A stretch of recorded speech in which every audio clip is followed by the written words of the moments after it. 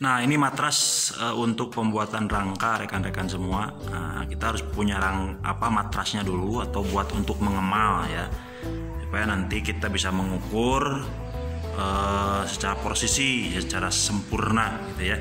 Beberapa kemiringan, beberapa tinggi kita bisa diukur terlebih dahulu lewat matras ini, atau disebutnya citakannya gitu ya, sampai kita akan kelihatan di sini nih kemiringan daripada kemiringan daripada bos arm komstir ini ya, buat halu-halu. Ini alatnya seperti ini rekan-rekan, ada angka derajat kemiringan sudah ditunjukkan oleh angka-angka gitu ya. Tinggal simpan di sini rekan-rekan semua ya, simpan di sini. Nah, itu kan kisaran angka berapa itu ya, kemiringannya di angka 27 derajat ya, 27 derajat kemiringannya. Nah, kemudian juga ini harus pakai plat supaya ini lebih kokoh lagi ya. Ini lubang untuk blok filter ya, ini juga dikasih plat supaya kokoh lagi. Nah, banyak plat-plat yang ditempel di sini. Nah, ini plat untuk supaya memperkokoh, supaya nanti ada benturan atau jatuh itu rangka tetap kokoh ya, posisinya tidak terganggu, sehingga antara ban depan dengan ban belakang itu tidak zigzag gitu ya, lurus simetris ya. Kalau rangkanya ketika terbentur atau jatuh kemudian tidak persisi lagi, sehingga tidak akan nyaman untuk dikendarai. Nah, ini juga sama dikasih plat ya. Ini lubang untuk lubang untuk bos arm ya. Nah, ini lubang untuk dudukan mesin, ini untuk untuk menggayur dudukan step ya. Ini dudukan mesin depan. Ini untuk box filter ya. Ini untuk dudukan tank bensin. Nah, ya ini paling belakang plat. Nah, dari pipa ini rekan-rekan, dari pipa ini tambah dudukan plat adalah untuk spakbor ya. Nah, ini buat spakbor. Nah, ini nanti akan masuk ke sini ya, masuk ke sini bautnya gitu ya rekan-rekan semua. Nah, kemudian juga ini dari atas, ini dari plat paling atas untuk dudukan jok sampai dengan ke bawah. Nah, dikasih lekukan, contohnya seperti ini rekan-rekan. Nah, ini ya, ini kita sudah bikin. Ini yang paling ujung bawahnya itu dibikin kayak plat, di press ya. Kita menggunakan alat press yang manual saja, pakai hidrolik ya, hidrolik. Kemudian dikasih lubang sesuai dengan lubang as armnya, karena lubang as armnya itu 17 ya, menggunakan as 17, sehingga kita lubangnya aja 17 ya. Ini ya, ini yang sudah jadinya kan seperti ini. Ini seperti ini yang sudah jadinya. Nah, ini untuk kenapa ini ditipiskan seperti ini atau dipres seperti ini, karena harus memposisikan arm nanti. Arm kan ada di sampingnya, samping kanan kirinya nih ya. Kalau posisinya ini di kiri berarti ada di dalam ke kanan ya. Nah, sini arm pres ya. Kemudian dikasih lekukan di sini. Nah, lekukan ya seperti ini kan melekuk ya. Kalau dari belakang kelihatan sekali. Kalau dari belakang kelihatan ini ada lekukan di sini. Kemudian dikasih pipa lagi untuk penahan kanan dan kiri. Kemudian yang kedua dikasih penahan lagi kanan dan kiri dan nempel ke galang yang utama. Ini ada lubang 2 untuk penahan lumpur rekan-rekan semua ya. Dan ini untuk dudukan atau anting-anting dari sebleker kanan dan kiri rekan-rekan semua. Nah, ini yang atas juga sama ya, dikasih lekukan di sini. Nah, berapa panjang dari depan ke belakang sampai dengan ujung plat ini, ukurannya adalah sekitar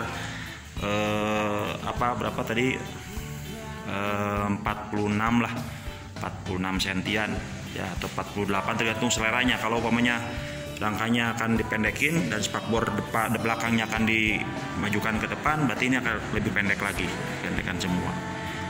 Nah, lebar ini kanan dan kiri itu pendekkan semua disesuaikan dengan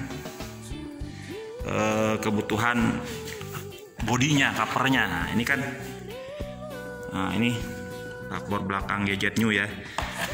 Nah, kita harus pas kanan dan kirinya. Sini masuk ya, kanan dan kirinya harus masuk ke sini. Jadi kalau gadget new itu antara plat kanan dan plat kiri itu kisaran 17 cm ya, kisaran 17 cm. Makanya harus dihitung dulu baru kita tempelin, permanenkan di las. Kalau untuk KX biasanya di angka kisaran 18 cm ya. Kemudian juga ini rekan-rekan semua,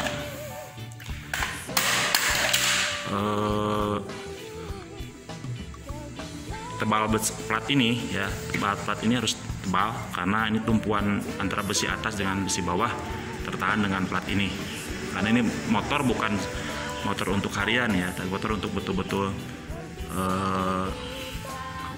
naik gunung atau memang untuk dikompetisikan untuk balapan ya.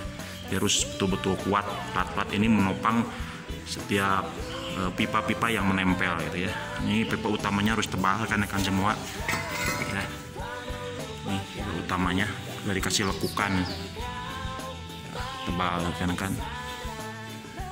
Ini tebalnya sekitaran 3 mili lah ya, 3 mili. Kemudian pipa yang paling atas juga, nah ini pipa yang paling atas juga tebal 2 mili lebih ya rekan semua. Kenapa harus tebal? Karena ini tumpuan.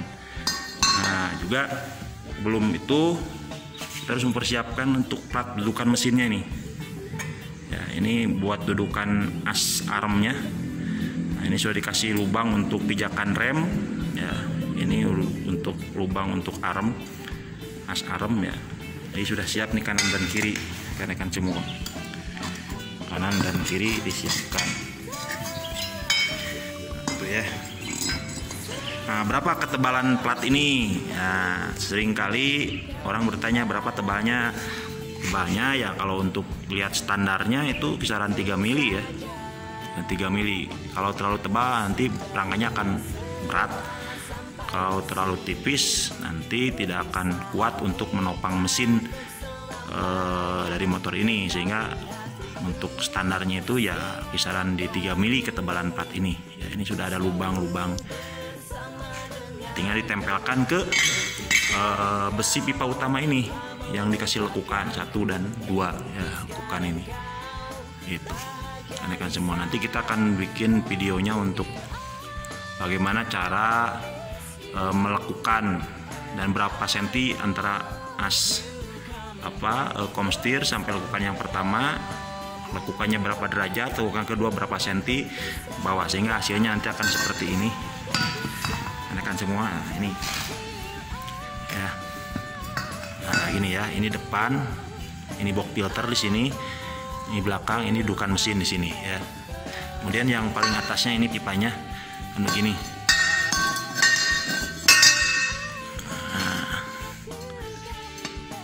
Rekan-rekan begini ya, ini udah ada lekukannya juga. Ini juga sama, udah dikasih lekukan ya. Lekukan ya, nanti tinggal memasang saja. Nah ini untuk kanan kiri arm ya, dudukan bos arm ini kanan kiri. Ini untuk dudukan jok kanan dan kiri udah sama dikasih lekukan. Biasanya kita menggunakan besi diameter 3/4 kurus ya, atau istilahnya banci. Jadi jarang sekali di pasaran yang ukuran 3/4 banci itu. Ini standar rangka motor ya. Kebanyakan 3/4 full ya. Kalau untuk rangka motor kan lebih kecil daripada standarnya. Istilahnya adalah 3/4 banci rekan-rekan. Ini. Kira itu nanti kita akan perlihatkan juga ukuran-ukurannya ya, yang detail. Oke Mas Bro, ada yang bertanya berapa katanya ukuran dari as arm ya, ini nih, dari as arm sampai ke anting-anting sebleker atas nih. Dari sini ke sini ada yang bertanya berapa sih ukurannya untuk menentukan kemiringan ini sebleker ya. Nah, sebleker kalau terlalu miring itu akan terlalu lembut ya, dan tidak nyaman untuk mengendarai. Kalau terlalu berdiri juga sama, akan terlalu keras ya.